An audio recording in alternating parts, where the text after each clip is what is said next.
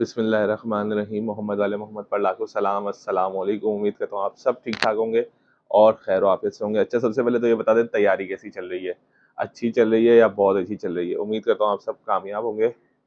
और अहम काम जो इस टॉपिक वीडियो के अंदर मैं बताने वाला हूँ वो ये कि बहुत सारे स्टूडेंट्स का मेरे पास मैसेज आ रहा था कि सर कराची यूनिवर्सिटी की क्या टेस्ट पॉलिसी में कोई तब्दीली हुई है, जो अभी टेस्ट होने वाले हैं कि किसी किस्म की कोई नई एडिशंस हुई हैं, ये क्या हुआ है। बहुत सारी चीज़ों का जवाब आ रहा था, तो इंडिविजुअल्स जवाब देना मुश्किल हो रहा था, तो मैंने सोचा कि बता दूं कि क्या नई पॉलिसी आई है, क्या पुरानी पॉलिसी में कोई रिवीजन हुई है या नहीं हुई है। लेकिन उससे पहले एक चीज़, अगर कोई स्टूडेंट तैयारी करना चाहता है, पास पेपर्स वगैरह जो मेरे पास है, जो मेरे पास मटेरियल है, अल्लाह पाक के हुक्म से पिछले साल भी स्टूडेंट ने तैयारी की थी, कामयाबी हासिल हुई है।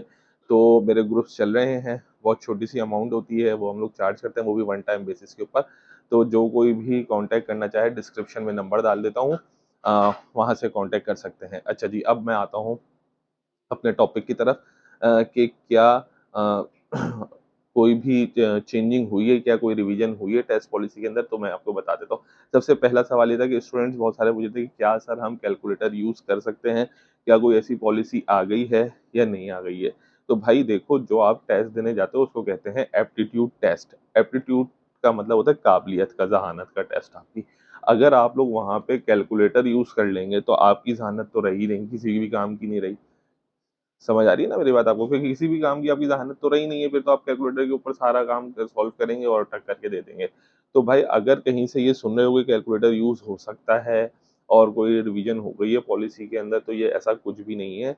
एप्टीट्यूड टेस्ट भले वो कराची यूनिवर्सिटी का हो या किसी भी यूनिवर्सिटी का हो, भले फेडरल का हो, हमदर्द का हो, बहरिया का हो, इकरा यूनिवर्सिटी का हो, कहीं का भी हो, कैलकुलेटर अलाउ यूज़, कैलकुलेटर का इस्तेमाल जो है वो अलाउ नहीं होता है।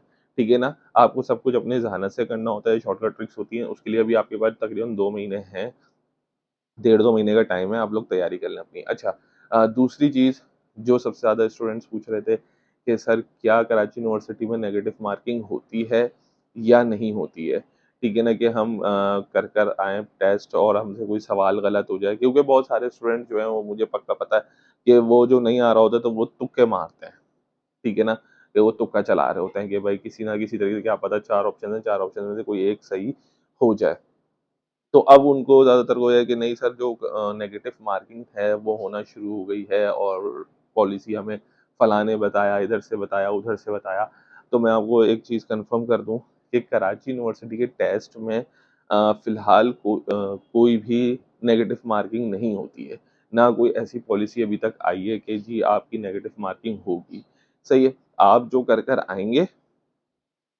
कर आएँगे, जो सही होगा उसके मार्क्स आपको मिल जाएँगे और जो गलत होगा उसके मार्क्स आपको नहीं मिलेंगे। ठीक है ना? फिलहाल कोई अभी नेगेटिव मार्किंग का तसव्वुर नहीं है कि जी वो नेगेटिव मार्किंग होना शुरू हो जाएगी अगर मैं एक गलत कर दूँ, तो जी मेरा 1 मार्क्स और डिडक्ट हो जाएगा या 2 मार्क्स डिडक्ट हो जाएँगे। इस तरीके की कोई भी जो मनगढ़ंत कहानियाँ हैं वो फ़िलहाल कोई भी नहीं है, तो जो आप कर कर आएँगे वही आपको मिलेगा।